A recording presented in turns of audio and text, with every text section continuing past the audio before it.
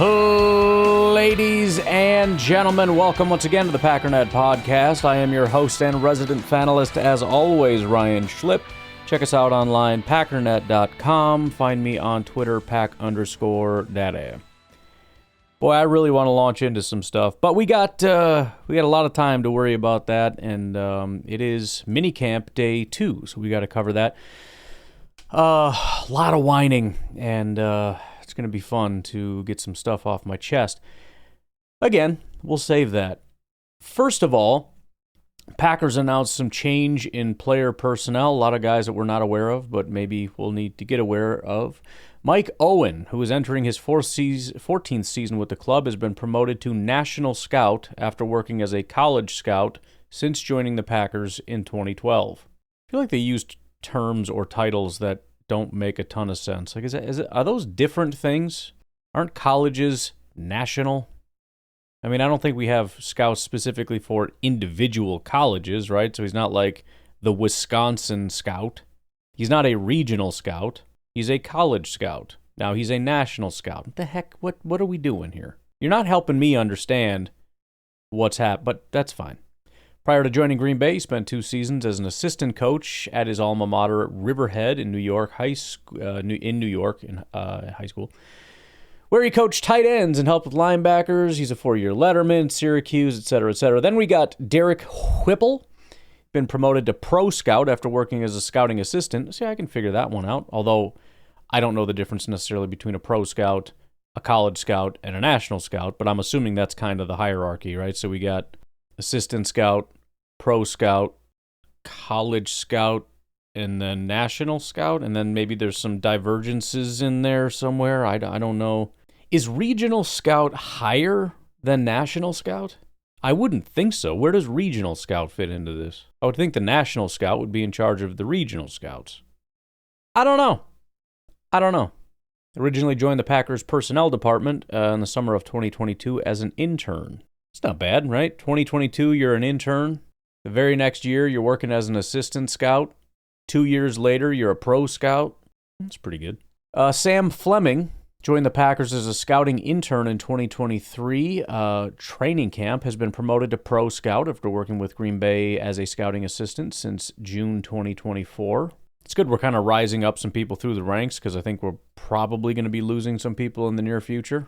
Connor Koch, which I appreciate that they put the little parentheses there telling you how to say his name because there's a couple options and some of them are not appropriate.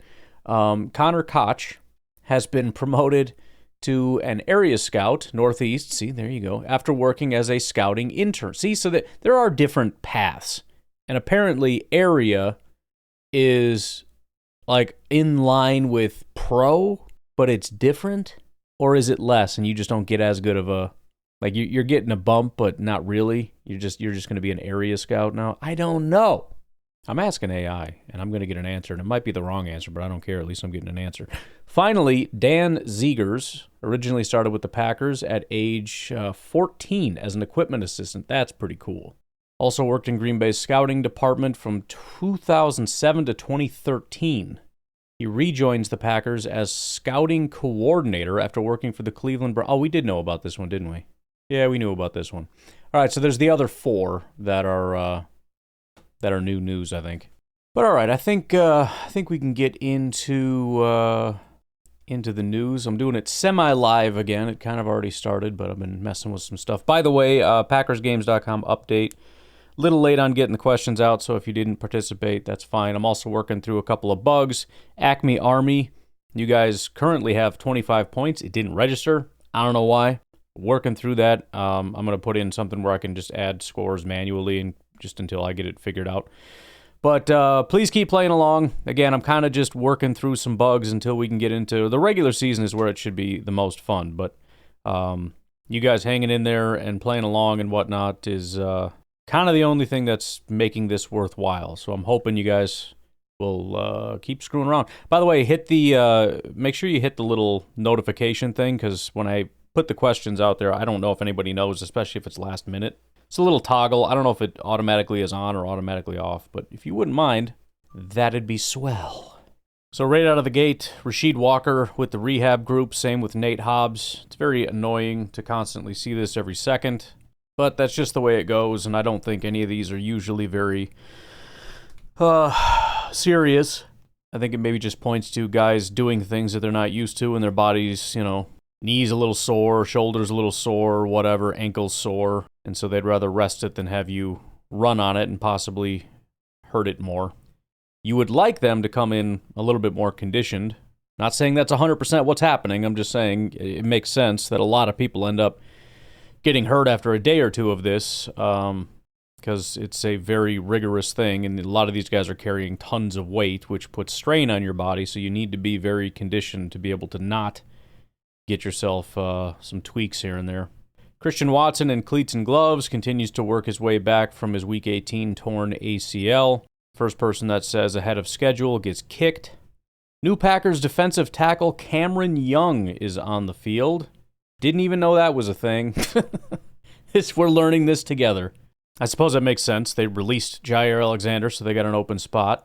A little bit on my boy here. Cameron Young, a third-year player from Mississippi State, was signed by the Packers on June 10th, 2025. He was originally drafted by the Seattle Seahawks in the 4th round of the 2023 NFL Draft and played 17 games with 1 start over 2 seasons, recording 18 tackles and other defensive stats. Okay, that makes sense. His college career at Mississippi State included significant playing time and notable stats. 6'3", 304, third year in the NFL. Looks like he's only missed 1 game due to a knee injury. Seattle waived him April 23rd, 2025, before the 2025 NFL Draft, making him a free agent. Real quick peek over here at PFF. 2023 was the only real year he played significant snaps. He was largely playing at the nose tackle role, despite being just around 300 pounds. Which is kind of odd. He ended with a 59 PFF grade, 53 run defense, 61 pass rush, 3 pressures, and no sacks on 100 attempts. That may be because of his role as a nose tackle. I don't know. But anyways, that's what we're looking at with Cameron Young. By the way, interesting note that I don't think anyone mentioned yesterday. I had said that Jordan Morgan got first look at first team reps at left tackle. I did not know Rasheed Walker did not participate in team. So it's not necessarily locked in that Jordan Morgan has taken that spot. We'll have to see when Rasheed comes back if he just jumps right back into that role, which, I guess we'll see.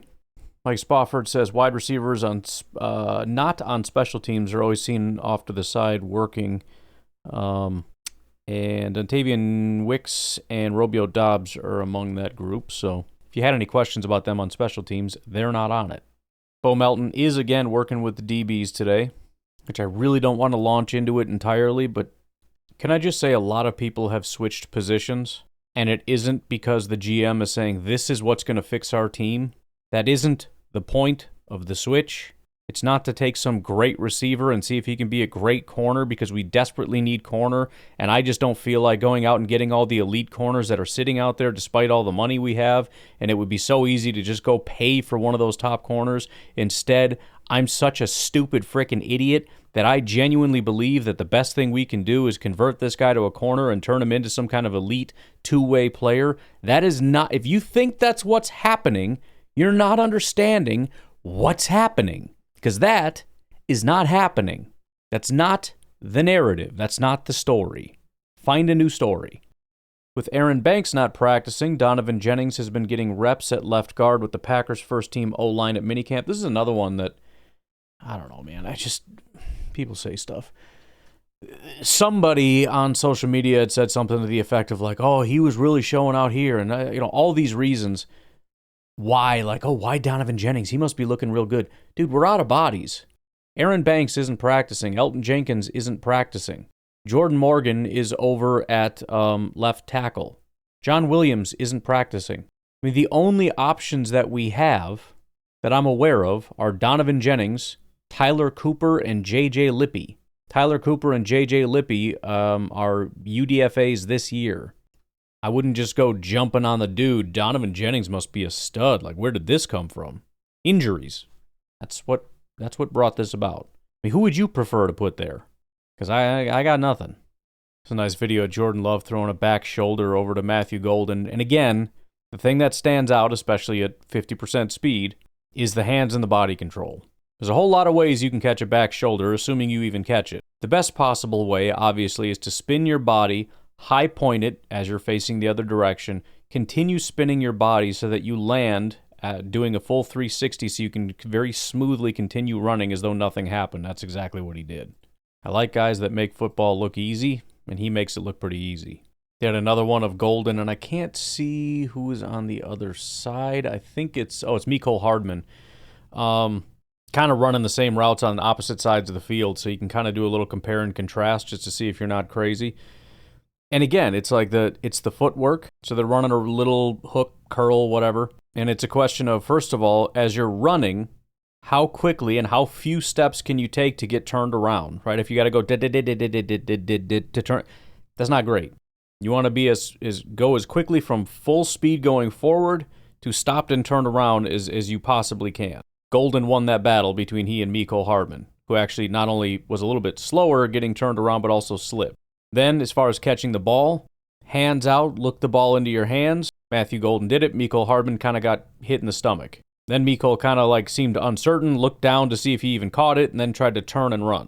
Matthew Golden looks it into his hands, immediately gets up the field and starts booking it. It's just it's like robotic. It's a smooth operation. There's a lot of little things that you have to teach guys to be able to do, and Matthew Golden doesn't need to seem to be, however you say that, taught that, which could be just in and of itself extremely valuable. And maybe is why certain guys get drafted higher, where you look at the tape and you look at the highlights and go, I don't know, he doesn't have as many cool highlights. And teams might be looking at it and going, man, there's 50,000 things we got to teach you to get you up to speed on how to be a good wide receiver, and this guy just seems to have all those. And they're showing the Lucas Van Ness versus Barron Sorrell running drills. And, again, it doesn't necessarily translate to the field. This applies to Matthew Golden as well. But, man, Lucas Van Ness is just a different being. I mean, you understand why one was picked number 12 overall and one was a later round pick. I'm not trying to dog on Barron Sorrell at all. Lucas Van Ness is so fast, so big, and so smooth. He's got to figure out how to put that all together on the football field and be a good pass rusher. But holy crap, he just looks different in that side-by-side. Then you got Luke Musgrave, who's an anomaly. He's out there running routes and whatnot. He's kind of, trying to think how to even describe it. He's very big, fast, and smooth, but also clumsy. Like watching him kind of run this little wheel route, right? Him and Tucker Kraft are both running routes. It's very obvious who's much faster and smoother, and that's Musgrave. Tucker is, smaller, tighter, more of like a bulldog. You ever seen a bulldog run? It's not exactly like a greyhound runs, or an English shepherd or whatever, doing agility drills. Musgrave is super smooth. It's just sort of the finishing stuff. Like that, if he could have just, it's not like it's a problem, but like the catch doesn't seem easy. It's kind of like with Christian Watson and some of these other guys where you can feel them thinking and just kind of like being, I don't know if any of you guys will get this, but Adam Sandler put out a comedy CD. They're all going to laugh at you. He used to listen to that all the time. But one of them, and I can relate to this, was like when you're playing sports and you're the outfielder and you're just hoping they don't hit the ball to you. And then when they do, you get up in your head and you start panicking. It's like, oh no, don't hit it to me. Don't hit it to me. Don't hit it to me. Oh no, it's coming to me. What do I do? Like tying your feet together, your hands, so that like everything, by the time the ball gets there, boom. Like I'm in the perfect position. Everything's good. He doesn't fully get it. And then he kind of cradles it and catches it, which is fine. And then the ability to kind of get up the field is like a tiny little stumble in there. And it's just, the whole thing is so smooth, but just the ball getting there throws everything off. The ball was underthrown, so there's that. But that's the thing. You got to adjust to that. You got to slow down. You got to deal with those kinds of things. But I mean, it's like 95% there, but that last 5% is kind of gunking up the gears a little bit. But I still am a huge fan of Musgrave for that reason. I mean, it's the same with Lucas Van Ness. It's the same with Christian Watson.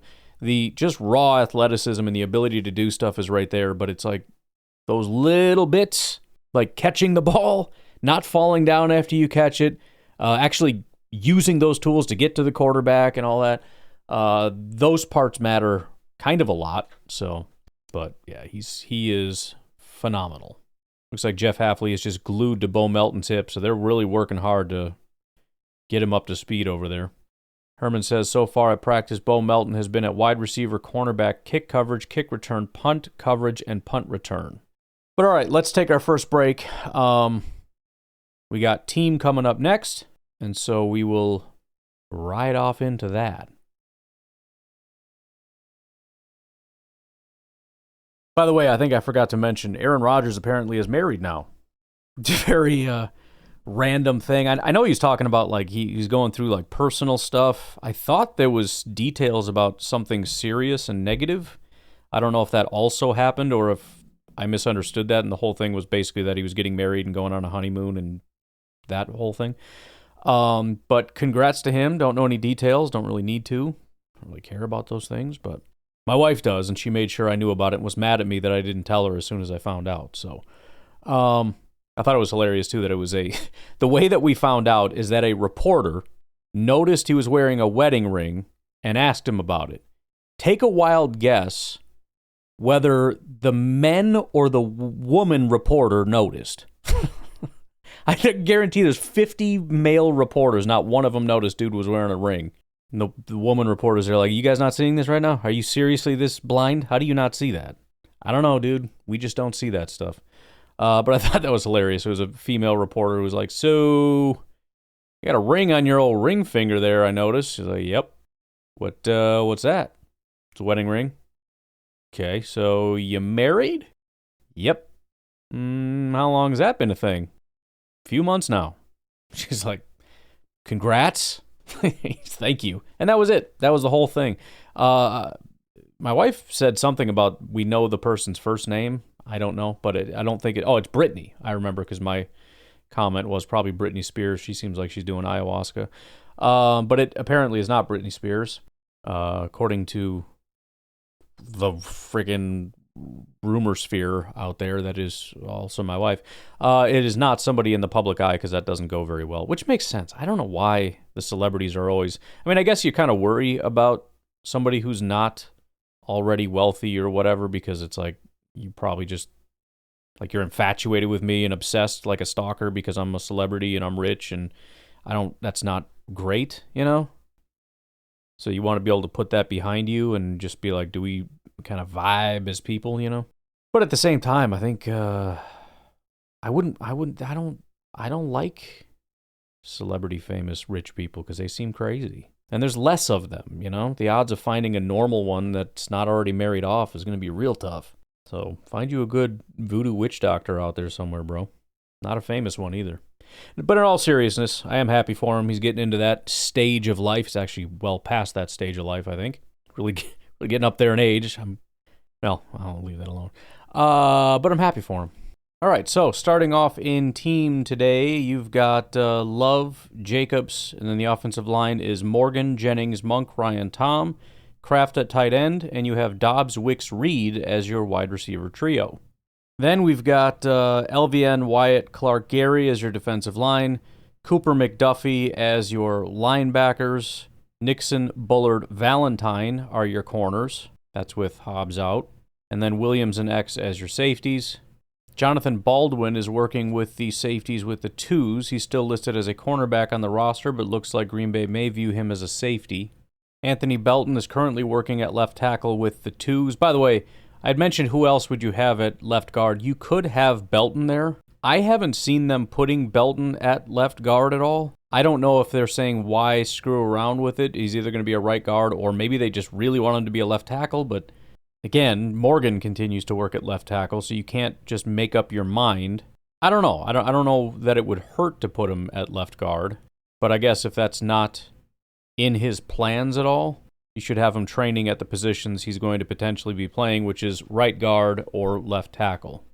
Finally got some kicking news here. Rob Domofsky says, not that there's a kicking competition here, but Brandon McManus made every field goal yesterday while Alex Hale made his first 3 today, but missed wide left from 47 yards. And here we go. Simmons again getting some snaps as third linebacker in base. Hopper rotated in with more middle linebacker snaps. Bullard playing some safety again along with nickel. Melton and Haddon the next wave of outside cornerbacks without Hobbs today. So if I'm seeing that right, Simmons was first to rotate in. All right, now we're back to 2-minute drills. We're going to start with the twos. There's 2 minutes left. Down by 2. Ball on your own 20. 1st and 10. 1 timeout. 2's up first. Willis behind Sam Brown over the middle. Willis complete to C. Johnson, 7 yards. Clock ticks. Willis throws left, incomplete, 4th down. Willis to C. Johnson, 1st down, clock ticks. I tell you what, man, Cornelius Johnson is by far the go-to. I think with the 2s and 3s, if I'm not mistaken. I mean, he has caught most of those passes the last 2 days. Penalty on 1st down, back it up 10. Willis with an absolute dime to Cornelius Johnson for a big gain and a 1st down. Amar Johnson run for 1, timeout. Yes, that's a real person. Free UDFA this year. Willis to, take a wild freaking guess, Cornelius Johnson again, 1st down. Runs the clock down to 3 seconds with the spike. Fantastic drive from Willis to Johnson. Ball on the 20 for a 37-yard game winner. Hale drills it. Offense wins. Nice. Nice and clean and beautiful. Now the ones are up next. Same situation. Love to Dobbs for 7. Clock ticks. Love to Dobbs along the sideline. Nixon with great coverage. Incomplete. Take that back. Too good of coverage. Penalty on Nixon. 1st down. Okay. McKinney off the edge with a sack. Oh, nice. It's in quotes, obviously. He didn't actually get sacked. Valentine jumps the next throw and makes a jumping pass breakup. Great play by Valentine. 3rd and 20th coming up, it says. That can't be right. Love throws to nobody. Incomplete. Seemed to be a miscommunication with a wide receiver. 4th and 20. Love to Hardman. 60 yards. Money. Touchdown. Ball game. Wow, that can't be real, is it? By the way, what did I say about Mecole Hardman being the touchdown guy? Is he serious? 4th and 20, he hits a 60-yard touchdown. I was just going to say, man, Jordan's been on fire. This is his first rough drive. Not that it's all necessarily his fault, but you do have the pass breakup, and you got the throw to nobody. Maybe that's both wide receivers' faults, or, yeah, who knows. But 4th and 20, he hits a 6. That can't... I got to verify here. Let's see some other tweets coming in. Wes Hodkowitz, F it, Mecole Hardman down there somewhere on 4th and, 19. With McKinney blitzing, Love uncorks a 73-yard touchdown pass to Hardman. Defense arguing blitz got home. McKinney already sacked Love once on the series. Schneidman says, Jordan Love under pressure just hit Mecole Hardman for about 75-yard touchdown in 2 minute. Bomb over the entire defense, and Hardman did the rest. That's the end of practice. By the way, what did I say about Mecole Hardman being a deep threat? Everybody over here is talking, he's just a gadget guy. He's just a gadget guy. He's just a gadget guy. Okay, 75. When was the last time the Packers had a 75-yard touchdown frickin' ever? Huber says, what a throw by Love for a 74-yard touchdown to Hardman. LVN in his face and throws a dime.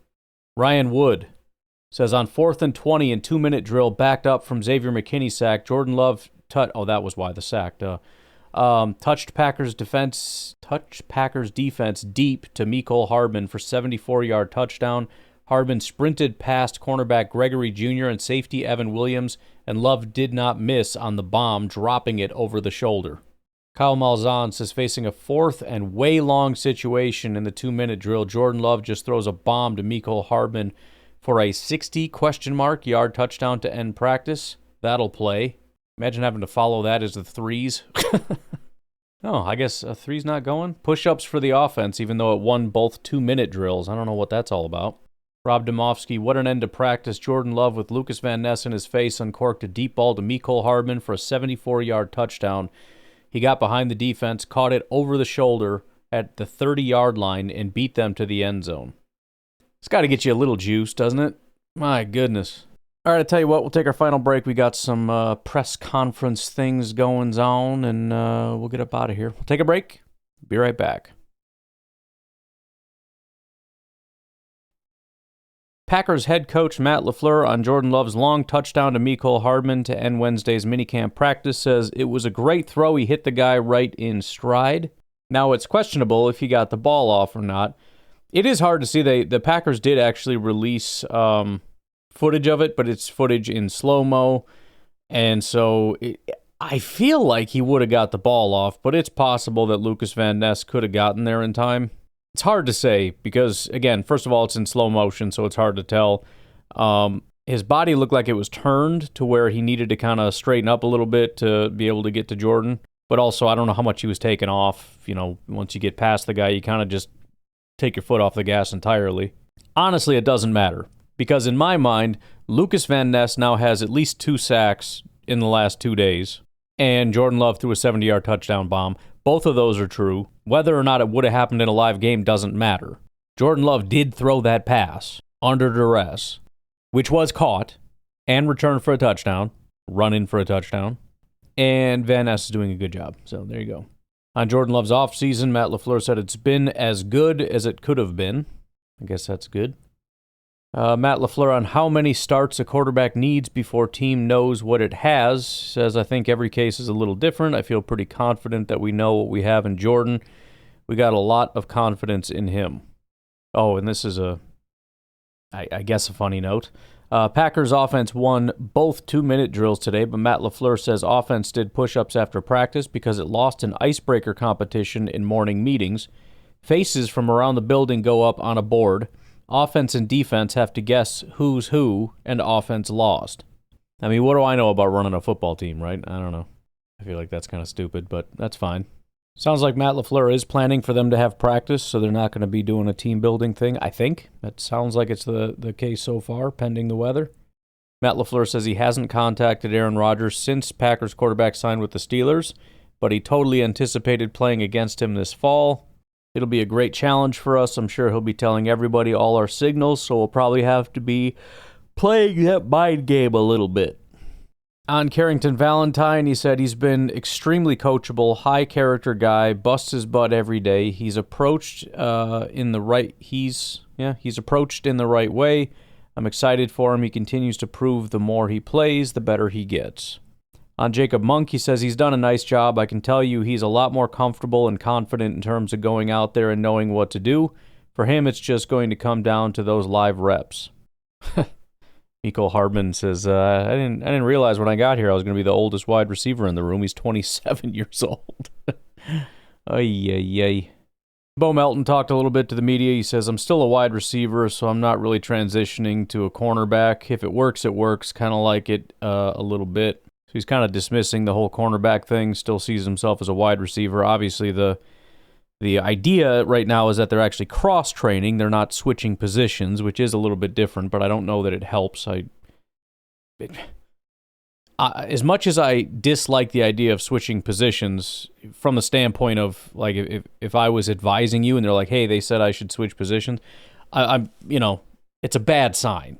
Cross-training, though, also annoys me because you're just spending less time on any one thing and becoming good at it. If you're going to switch him to corner and see if he can be a corner, he needs to be a corner.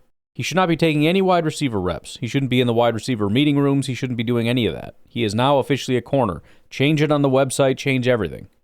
But we'll see, man. Maybe he can do the impossible. Maybe he'll end up being the greatest, two-way player in the NFL. One of two, maybe one of one. But looks like that's about it as far as all that kind of stuff goes. Again, it sounds like we've got one more day of minicamp tomorrow, so we'll hopefully get some good notes out of that. And then after that, the first day of training camp is July 23rd. So there you go. Anywho's, you guys have a good rest of your day. I will talk to you tomorrow. Have a good one. Bye.